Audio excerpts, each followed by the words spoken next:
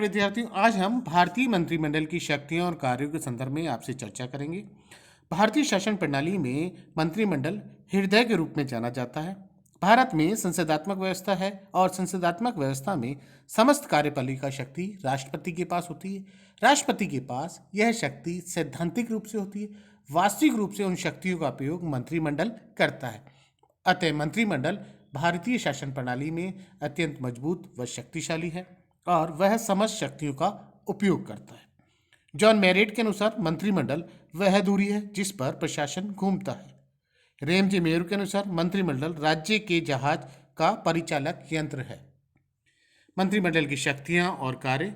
राष्ट्रीय नीति का निर्धारण करना। मंत्रिमंडल के द्वारा राष्ट्र की समस्त नीतियों का निर्धारण किया जाता है, संचालन किया जाता है, नेतृत्व किया जाता है। मंत्रिमंडल विभिन्न विभागों के नेतृत्वकर्ता होते हैं। वह अपने अपने विभागों की नीतियों का निर्धारण करते हैं, क्रियान्वयन करते हैं और अपने विभागों का नेतृत्व करते हैं। समस्त प्रशासन भी मंत्रिमंडल के पास होता है और मंत्रिमंडल अलग अलग विभागों के अंतर्गत अपने अपने प्रशासनिक विभागों का नेतृत्व भी करते हैं। मंत्रिमंडल के द्वारा आंतरिक प्रशासन से लेकर विदेश नीति तक समस्त नीतियों का निर्धारण किया जाता है। अतः वह राष्ट्रीय नीतियों का निर्धारणकर्ता के रूप में जानी जाती है। राष्ट्रीय कार्यपालिका का सर्वोच्च नियंत्रण। मंत्रिमंडल राष्ट्रीय कार्यपालिका के तौर पर जानी जाती है। वह राष्ट्र की समस्त नीतियों के निर्धारण के साथ साथ मंत्रिमंडल अपने अपने विभागों का नेतृत्व करते हैं, संचालन करते हैं, उनके लिए नीतियों का निर्माण करते हैं। मंत्रिमंडल के द्वारा विभिन्न विभागों के बीच समन्वय व सामंजस्य स्थापित होता है। वह संधि, समझौते, युद्ध, शांति, वार्ता आदि समस्त नीतिगत निर्णय मंत्रिमंडल के द्वारा लिए जाते हैं।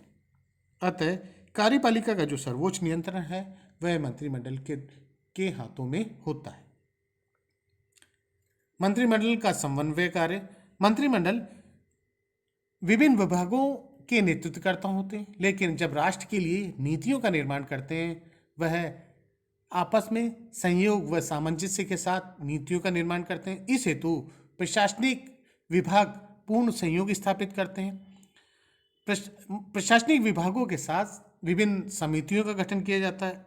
अतः राष्ट्र हेतु नीति निर्माण करने में सभी का संयोग व सामंजस्य के साथ उपयोग में लिया जाता है, तभी राष्ट्र के लिए एक सशक्त व मजबूत उपयोगी विकासात्मक नीति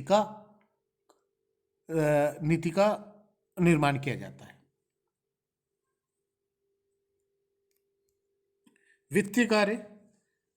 देश की आर्थिक नीति का निर्धारण करना, राष्ट्र की आय व्यय का लेखा जोखा रखना, समस्त बजट तैयार करना, यह सभी कार्य वित्त मंत्रालय के द्वारा किए जाते हैं और वित्त मंत्रालय का जो नेतृत्व है वह वित्त मंत्री के द्वारा किया जाता है। राष्ट्र हेतु विभिन्न योजनाएं, कर व्यवस्था और वित्त से संबंधित समस्त नीतिगत निर्णय वित्त मंत्रालय के द्वारा किए जाते हैं और वित्त मंत्रालय के इन निर्णयों में अन्य विभागों का भी सहयोग लिया जाता है। प्रधानमंत्री भी इस कार्य में संयुगात्मक नेतृत्वकर्ता की भूमिका निभाता है और प्रधानमंत्री के नेतृत्व में प्रधानमंत्री के निर्णय अनुसार वित्तीय व्यवस्थाओं का कार्य संपादित किया जाता है। यह समस्त कार्य मंत्रिमंडल के द्वारा होता है। विदेश नीति का निर्धारण।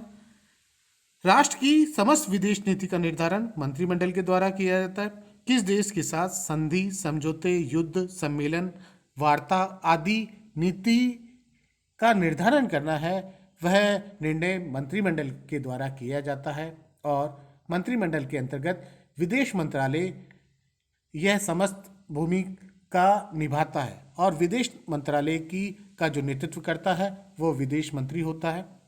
विदेश नीति के अंतर्गत किस देश के साथ वार्ता, संधि, प्रतिनिधिमंडल, राजदूत, वाणिज्य दूत आदि विदेश नीति की प्रक्रियात्मक भूमिका निभानी है वह समस्त नीति भी विदेश मंत्री के द्वारा की जाती है, विदेश मंत्रालय के द्वारा की जाती है। विदेश मंत्री जो मंत्रिमंडल का एक भाग होता है वह करता है। अतः मंत्रिमंडल विदेश नीति के संदर्भ में अपनी महत्वपूर्ण व समझ शक्ति रखता है।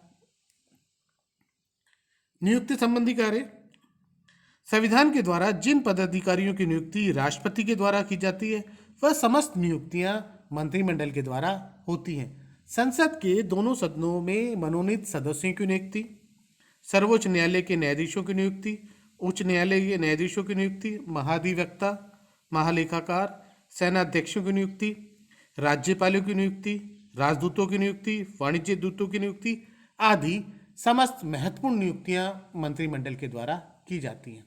अतः भारतीय शासन प्रणाली में मंत्रिमंडल अत्यंत महत्वपूर्ण शक्ति रखता है और दिन प्रतिदिन मंत्रिमंडल की शक्तियों में वृद्धि हो रही है। भारतीय शासन प्रणाली में राष्ट्र की समस्त नीतियों का निर्माण करना, क्रियान्वयन करना, प्रशासन का नेतृत्व करना वह मंत्रिमंडल के द्वारा किया जाता है। धन्यवाद।